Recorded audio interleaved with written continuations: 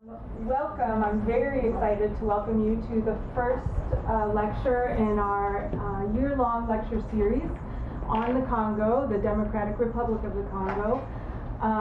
We are having monthly lectures until February will be the last one, and then at the end of March, beginning of April, we're organizing a conference on the Congo. And the entire program is called The Congo Reclaiming Its Destiny. And you'll notice that that is a very positive title on purpose, and the title of the talk today is also very positive. So first, before I introduce the speaker, I wanted to thank the people who have made this possible. The contributing departments and entities at the university. First, the School of Literatures, Cultural Studies, and Linguistics. The Department of French and Francophone Studies, the Department of African American Studies, the Department of Anthropology, the Department of Political Science, the Department of History, and International Studies, and also a student group from Loyola University named Invisible Conflicts, and they are actually going to host the second of our talks, the second of our monthly talks on their campus as a part of their Congo Week. So I'll tell you quickly about the next two lectures and give you dates and times for those so that you have that. The first one, as I said, is going to be on the Loyola campus, and it's going to be at the Water Tower campus at 7 p.m. on Wednesday, October 19th. Wednesday, October 19th. And the speaker is Dr. Chingwengo, who is, I'm blanking on where she is right now. She's in Omaha, Nebraska. She is going to talk about lessons of trauma, dawn in the shadows of Congo. The November lecture is on Wednesday, November 16th. It's going to be given by David Bamlango, who is an associate at a law firm here in Chicago and very active in the Congolese community in Chicago. And he'll be talking about international law and economic crimes. And it's going to be at the Institute for the Humanities at 3 p.m. on that day. So I hope that you can continue to come to the lectures all year and then join us for the conference at the end of the year. The conference will also include a lot of cultural events too. So I wanted to give a very big thank you to the people who helped organize this. The chair of our program is actually not able to be here with us today, but Professor Yamba Jibokamba is on the Champaign-Urbana campus, and he has done a lot to help us organize the events. The group Congo Nova, who is it's a group of young Congolese intellectuals who are whose goal is the edification of the Congolese state, and their online journal is going to publish articles on the theme of every monthly talk, including Patience's talk.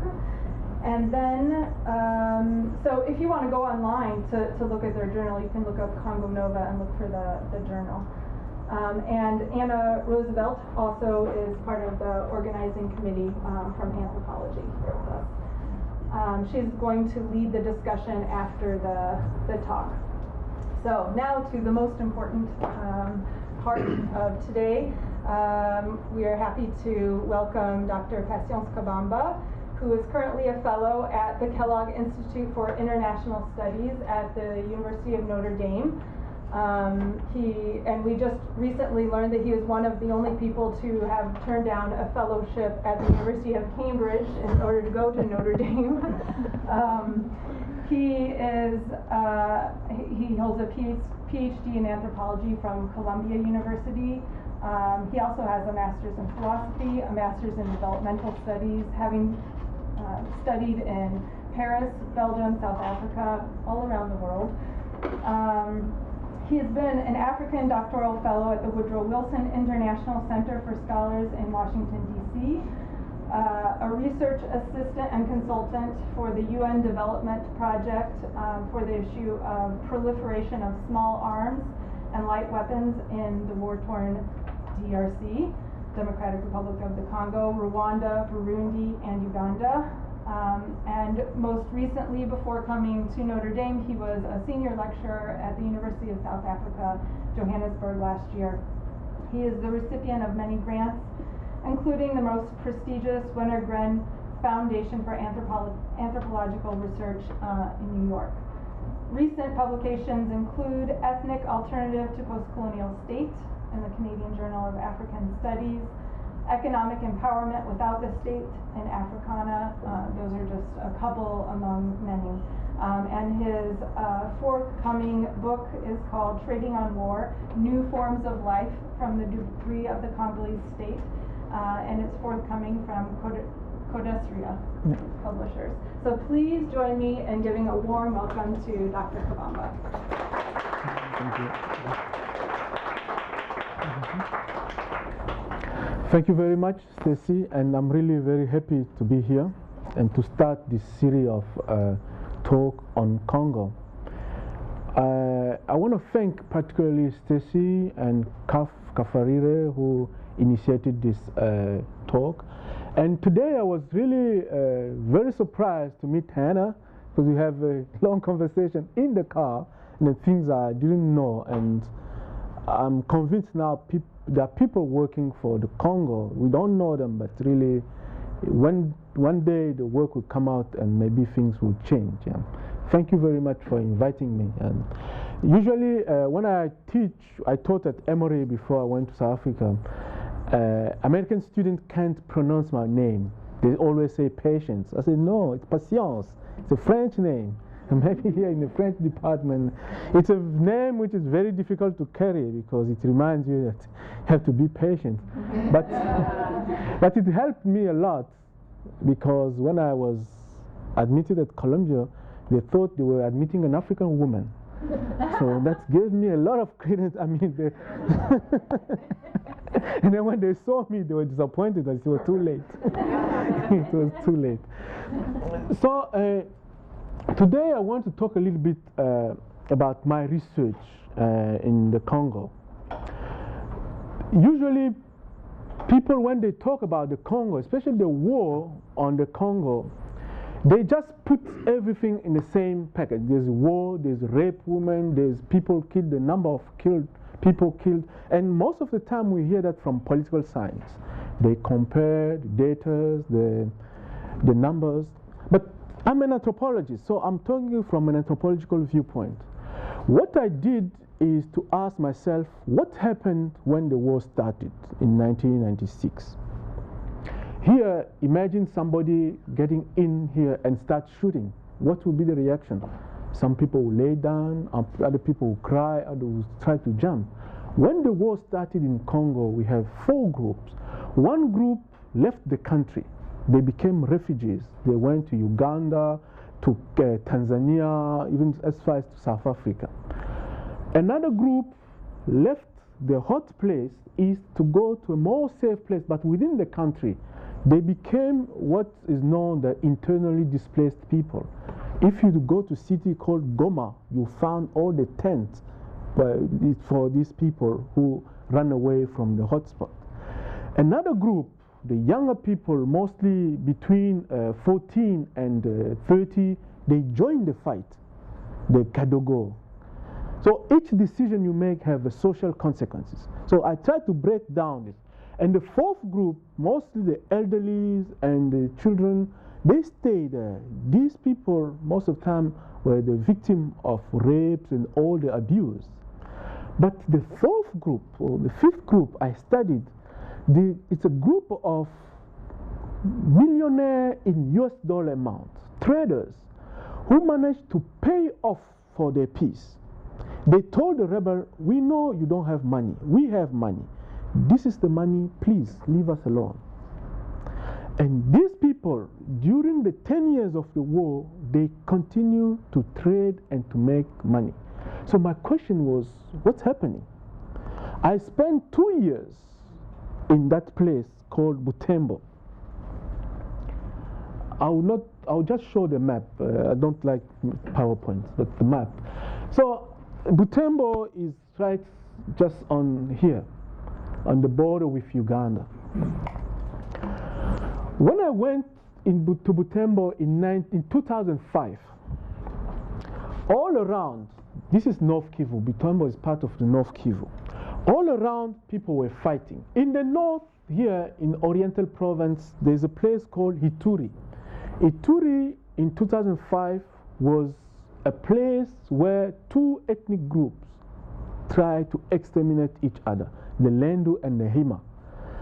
One group is more agriculturalist, the Lendu, and the Hima are more pastoralists. So the massacre there is well known, reported by Human Rights Watch and all that. And here in Rutshuru, you have the group of the people who were responsible in '94 for the genocide in Rwanda. They ran away into Congo. They are concentrated in Rutshuru. And so they control this area.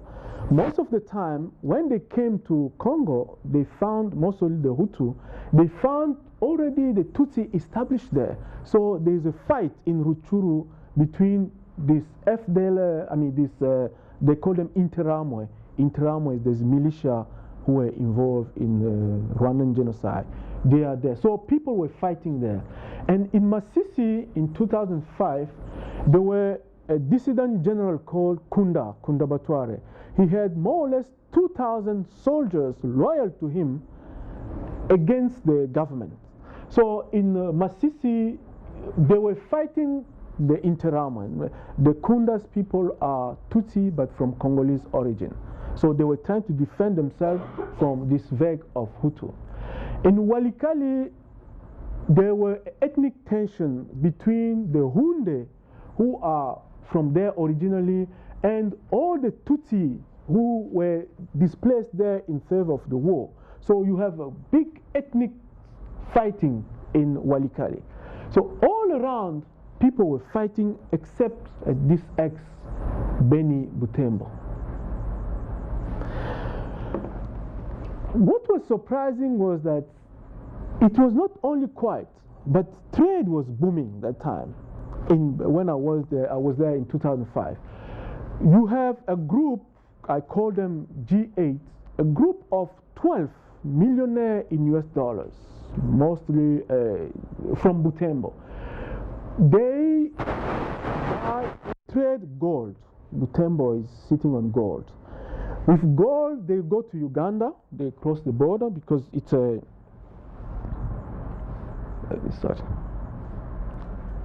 they cross the border from Butembo to Kampala. From Kampala, they will fly to Hong Kong, mostly. They will sell gold. Half of the money will be put in the bank in Hong Kong. With the other half, they will buy cars, textile, spare for the cars, and then bring them back in Butembo. Everything which could be sold in Butembo.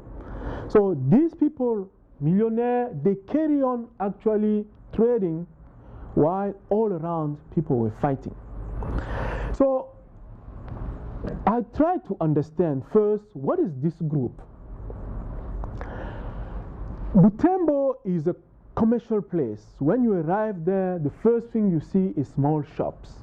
And in these shops, you see things coming from Dubai, from Guangzhou, China, Taiwan, Hong Kong. So the whole community is kind of trading community. It's a long tradition because they are sitting, Butembo is on the road of caravan, former road of caravan when the Arabs were actually buying ivories in that place. So they have a tradition of long